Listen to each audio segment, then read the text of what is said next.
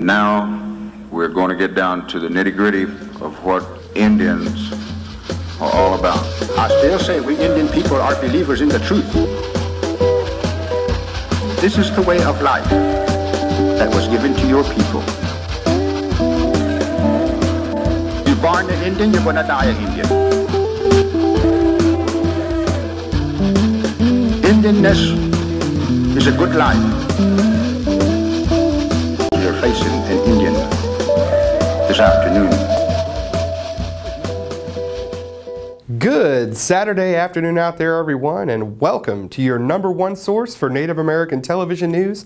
It's Native News Today. I am Jason Salzman here in the Mvskoke Media Studios as we get ready for this week's episode. I want to thank you for joining us as always here on our home channel, the CW19, and remind you that you can catch all of our episodes, including this one and lots of our archived episodes on our YouTube channel. Just search in Native News Today, it'll take you right there. But we've got a great program for you this week. Lots of things happening out there in Indian country. Lots of things exciting happening around here that we were able to share with you. One of the things that you need to remember is that this is a time of year where a lot of severe weather are going to be hitting us here in Oklahoma and the surrounding areas. So we're going to have some information on that from Mvskoke Creek Nation. We'll talk to a guitarist in a hot band out there. Also, we'll talk with our citizenship office. So a little bit of everything right after this break. Don't go anywhere.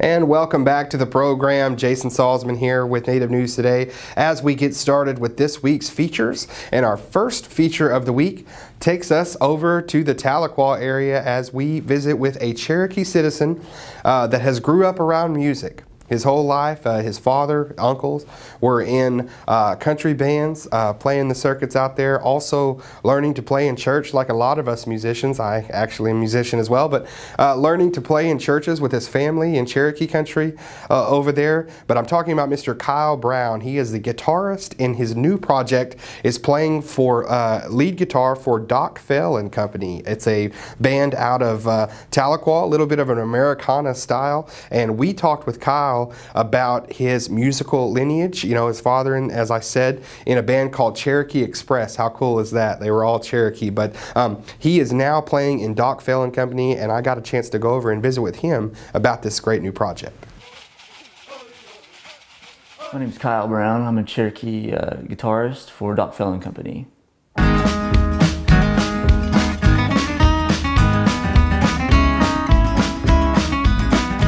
I got started playing music when I was 13 years old, and even before that, I mean, my entire childhood we grew up in church and stuff, and that was a big part of really why I got started and how I got started. My dad played, my uncle played, and you know, growing up in church in that area, they did revivals and gospel sings at people's houses every weekend, and it was a good time, and it's something I took for granted as, you know, growing up in a Cherokee community. We'd have get-togethers, and you know, it's something that I lost along the way, and I didn't really think about it being something special at the time. And so, looking back now is a big influence on what, you know, what I'm doing now and the music that we're creating now. My dad had always played music in different country bands and stuff. He tried to get me started early on. I wasn't really into it. And then I got into the Eagles. I got into a lot of the 70s country rock music from back then. And that really, I don't know, it was kind of a, I don't know, you're a teenager, you get all emotions and stuff going on. So I kind of got into writing more so then, and poetry, and it was kind of an outlet for me, I guess, as a teenager. You know, you're trying to be rebellious, you're trying to do this, and you're wanting to have a voice, but you know, nobody wants to listen or whatever, so you start writing. And that's really what got me into it. And then that kind of, when I started playing guitar, kind of formed into this whole writing songs, I guess. I met Dr. John Fell about 4 years ago, and we started playing together. doing acoustic shows and trying to build on what he had currently going on. When we first started out, it was mainly just he and I, and then maybe we just throw in different people. And that's where the co comes from. We never knew who we were going to be playing with. I ran into Kyle at work and found out he was a guitar player and convinced him to play a gig at the hospital for an employee party. And he showed up not knowing any of the songs, no practice or rehearsal, and we did an hour's worth of music that was all original, that he had no idea what he was doing, and I thought, man, he sounds so good, and he has no idea what he's doing, so. At the time, it was going to be something he was going to give to his friends and family, and we didn't really know where it was headed. And as the process went on, in the early stages, we started adding drums and bass and steel guitar and fiddle, and it ended up being a huge production. And by the time we were through, I think we had 10 or 12 artists that were playing on the album with us. He brought a whole lot of ideas and inspiration to the first album.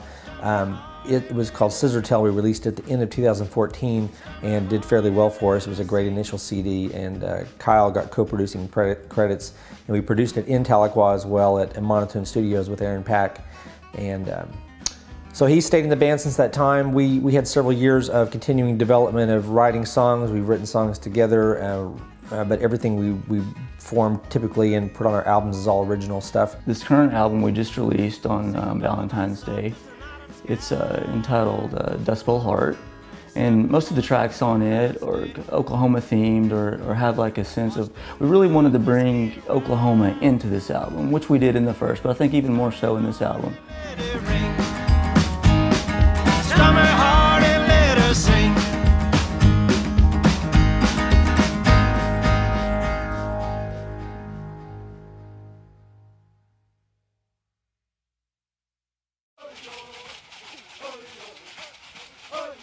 And thanks again to Kyle and Dr. John Fell there for having me over to their spot where they sort of rehearse and everything like that. And I got to say, I really earned my money this week. I actually went, shot that one myself, came back, edited it all myself, and it was a total one-man band project on that. So I was really proud to be able to bring that to you folks this week. And so want to thank them once again for having me over. And you can check them out on all the digital outlets and check out their website to see where they're going to be here. They are currently touring in support of that album. So, well, moving right along, as I said, we're going to talk with Citizenship. We wanted to ask them about some new further burden of proof with some of our citizens, a new guideline that asks for more documents, things like that, that's going to affect quite a bit of our Mvskoke citizens and already has. So to clear that up and get the information out there to our citizens, we wanted to visit with the Mvskoke Creek Nation citizenship officials.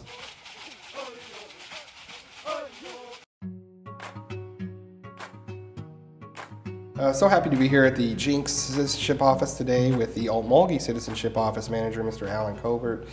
Thanks for being with us today, Alan, and talking a little bit about some of the changes and some of the things that have been going on at the Citizenship Office. But first of all, just really further, I guess, proof and further documentation needed now for some citizens. Can you just explain to us how this came about and what you all are doing right now? Okay.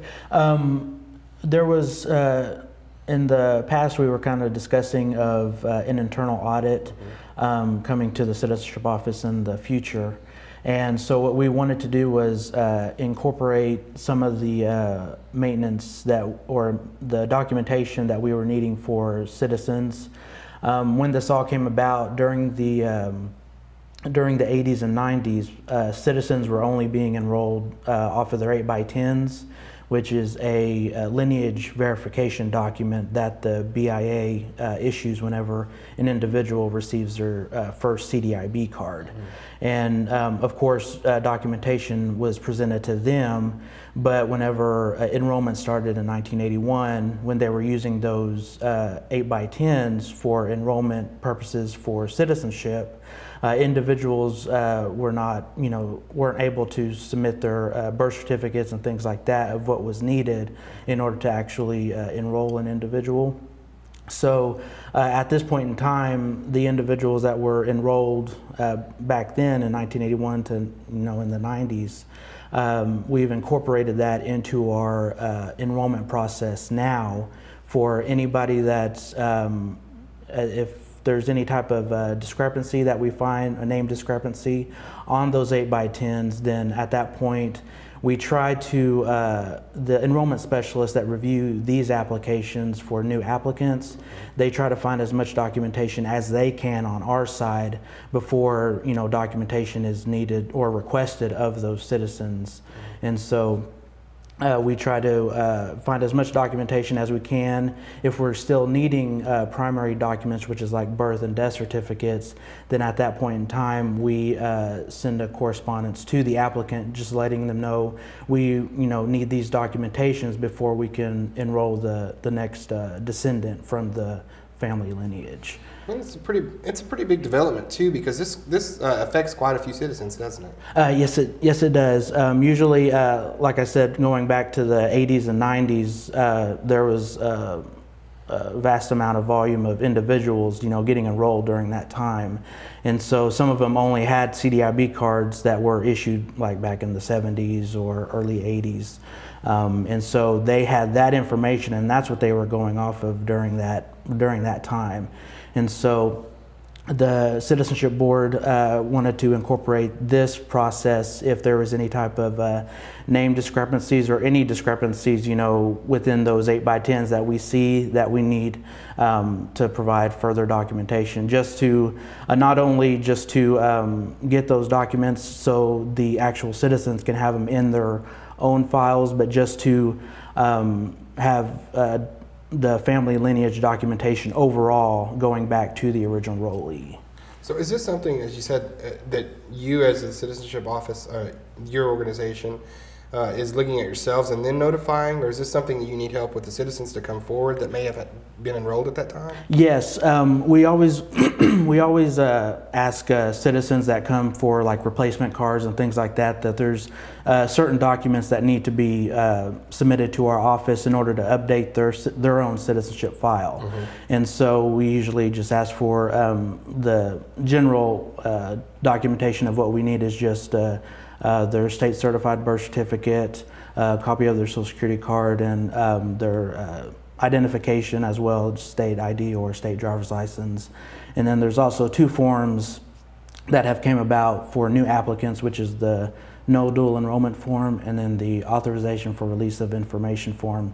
Those are just forms that citizens need to just fill out, that way we can have them in their citizenship file. Are these forms available online? Are you sending them out, or how? Yes, we are sending them out whenever citizens are always welcome to call our office and request, what documents do I need to update my citizenship file. And we always let them know, and we can always take their current mailing address and send those documents out. But all those forms like the no dual enrollment form and then the authorization for release of information, those forms are also located on the Mvskoke Nation website. How has it been so far for you all? I mean, has it been a smooth process, or is it find it challenging? It's been a smooth process as far as the enrollment side. We do get contact from citizens, kind of asking why are these being requested at this time. So we kind of have to give an overview of the reason why these are being requested, and they do understand as far as documentation needing to be updated. And so we kind of at that point we kind of let them know of what's needed for their own citizenship file, of what needs to be updated. And with 2 locations, of course, here in Jinx and back at the complex in Mvskoke, both offices will have all the information if the people need to access. Yes. And the form. And yes. Both locations, Mvskoke and Jinx, we're both able to do the same thing. Jinx is able to do what Mvskoke does, so we can see the same documentation of every citizen that we. Great. Anything new or that you guys are rolling out at Citizenship that you'd like the citizens to know about? Or? We're still in the process of implementing the ETC card. We don't have like a date set of when that's going to be, but we're still pursuing that. And also we have for citizens that are mailing in, we kind of implemented a new identity verification process for citizens that are needing replacement citizenship cards. The standalone primary document of what we need is just a state ID or a state driver's license that can either be submitted through mail on our true copy of identification form, which is also located on the website that they can download and send it with the copy of their driver's license or state ID, or it's just something that can be given to us at the front desk if they come in as a walk-in. If they don't have that, then what they will need is either they'll need their birth certificate, and then there's a secondary ID, and we have the list and everything. It's on the Mvskoke Nation website, and they can always call us and ask, is this document good enough for the identity verification in order to get my card, and we can let them know at that point whether they call us or email us at the citizenship email. Great. Lots of great information. Thank you so much, Alan. You're welcome. And thanks again to our citizenship office, Mr. Alan Colbert there. They do a great job, Nate Wilson, everybody over there. So I want to thank them for having us up to the Jinx office and sort of explaining all of that for our citizens. So go to the citizenship office if you need any more information. Call them up. All their information is available on the Mvskoke Creek Nation website. As I said earlier in the opener, it is tornado season or severe weather season. We've already had a little bit here in the area. I worry about my truck out there with the hail and everything. We've already had some hail in the Okmulgee area, some severe weather, tornadic activity down around near Ada. So it's happening, folks. It happens every year. And this year, the atmosphere is right for probably some pretty active severe weather. So with that in mind, we always sort of this time of year like to talk with our emergency management official, Mr. James Nichols here at Mvskoke Creek Nation, about severe weather, what you need to do, and what the Mvskoke Creek Nation provides for its citizens.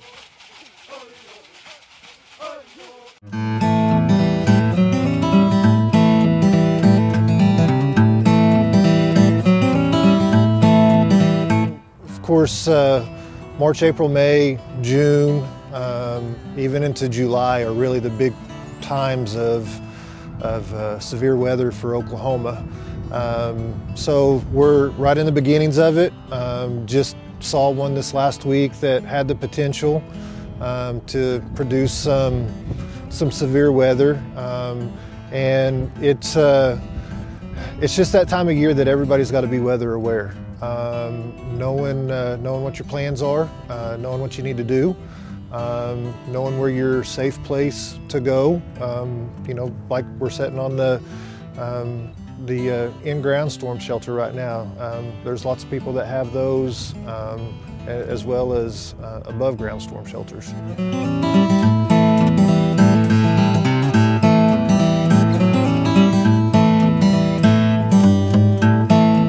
Where we're sitting now is the child care here on the complex, and they've got these 3 large in-ground shelters.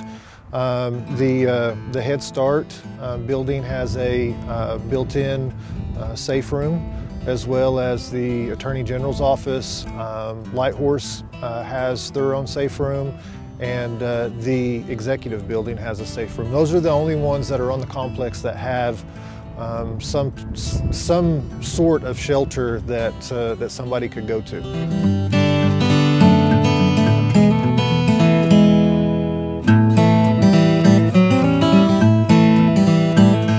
Actually, back in latter part of February, 1st of March, we held our 9th annual National Weather Service Storm Spotter Training, which we opened that up to everybody within the county, within our jurisdiction. The National Weather Service comes down, they put the training on, they talk to those that are attending about what to look for during storm season, as far as hail cores, what actually produces the tornado, which way the winds are coming from. There's just a lot to it. But we do try to go out and spot the storms as they're coming in. Of course, our area is huge.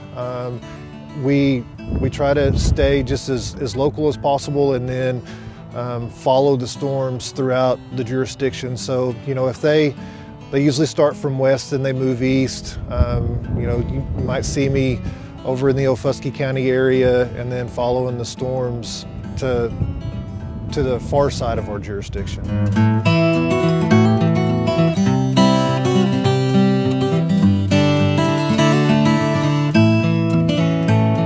I think with technology the way it is today and so many people that have smartphones, there's just a ton of apps out there that you can put on your phone and it will alert you.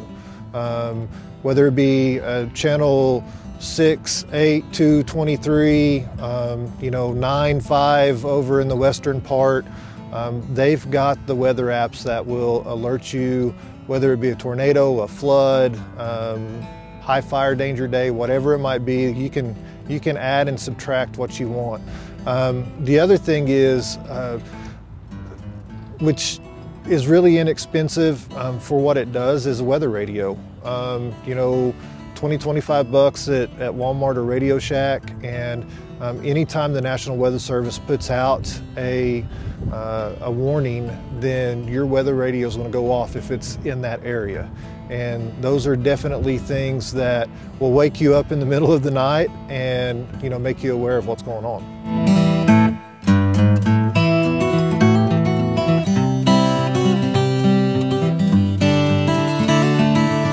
I try my best to keep that up.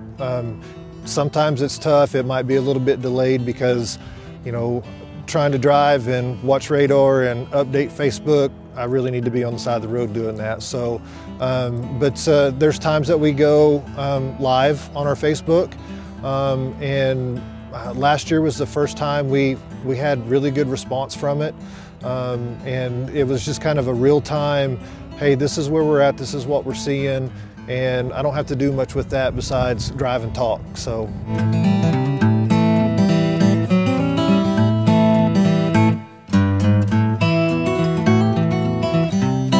You know, plans are very, very important. The way that our weathermen and women in Oklahoma are, they are up to date, they're ready to go. They're going to tell us days in advance that we need to be expecting something. So that's when us as citizens need to start making that plan, knowing where we're going to go. If you don't have a storm shelter, go to the centermost part of your house. Lowest lying area. We don't want to, you know, don't want to be in a second story. If you have a basement, that's great. And some of the tips that we like to put out there is, you know, if you've got a child, find a baseball helmet or an old football helmet, something that they can wear to protect their head. But just get down and stay there until the storm's over with. You know, yes, a storm shelter is going to keep you safer, but people do survive by going to the centermost part of their house. Don't try to get out, don't try to outrun the storm, don't try to move from one place to the other. Just stay in your house, shelter there, and wait till the storm's over with. Thanks again to James Nichols there, giving us some great information. You know, James is also, he's out in the emergency management truck during these storms, so keep him in your thoughts. You know, whenever, I know when severe weather strikes, we think about ourselves and our families and what we're going to do and everything like that. But remember, there's people out there like James that are chasing these storms, spotting them for you, providing live updates on the Facebook page. So he's out there in it. Just make sure that you keep him in your thoughts and everything like that. And we really appreciate the work that he does in that regard.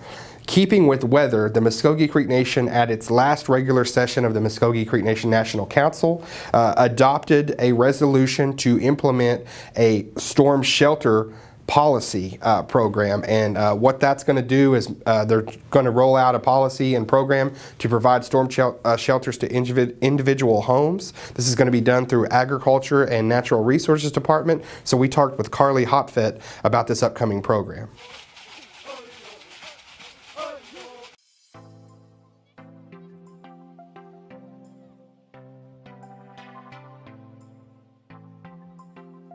Representative Scott Nyahola had asked me to investigate and vet the possibility of starting a storm shelter program with the Mvskoke Creek Nation.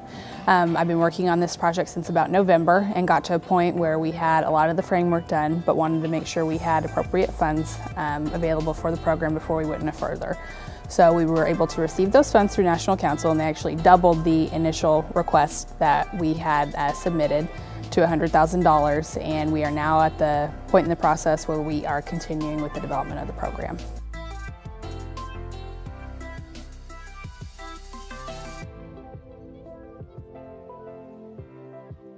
We're targeting individual homeowners within the tribal jurisdictional boundaries of the nation, targeting certain populations for preference. Anybody in the nation who is a citizen is eligible to apply. However, we do have a point preference system set up that's in place to give us an ability to rank those applications that come in.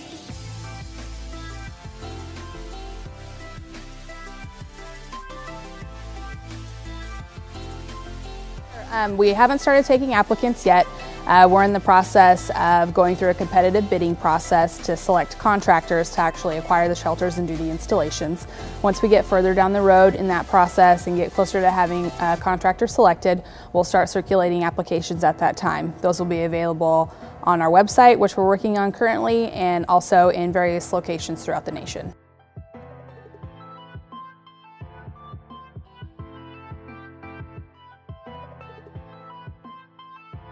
We are targeting installs to start late summer, early fall, and applications will come out approximately 4 to 6 weeks before that time frame.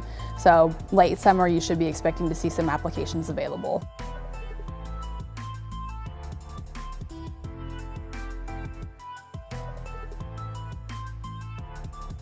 We don't have applications available currently. Those are currently in the process of being developed. If there are any specific questions about what type of documents would be available or targeted questions about the program itself, they can contact Rachel Locust, who's my administrative assistant, and she can be reached at 918-549-2555. And that's going to wrap us up for this week's episode of Native News Today. We want to thank everybody out there for joining us. We certainly hope that you've enjoyed the program. Lots of information out there this week. You know, if we're getting a clear up on some of the things going on at Citizenship Office, also some great information and some resource material for what to do and what we provide here at the tribe when severe weather strikes to our citizens. So we're very thankful to be able to pass that along to you folks out there. And also getting a little entertainment for you as well. We provide a little bit of everything here on Native News Today. So visiting with Dr. John Fell, Kyle Brown, guitarist there, Cherokee Citizen for Doc Fell and Company, the band. So I want to thank everybody that had a hand in this week's show. Jared Moore, Devaney Luxinger, as always, getting it out there for you.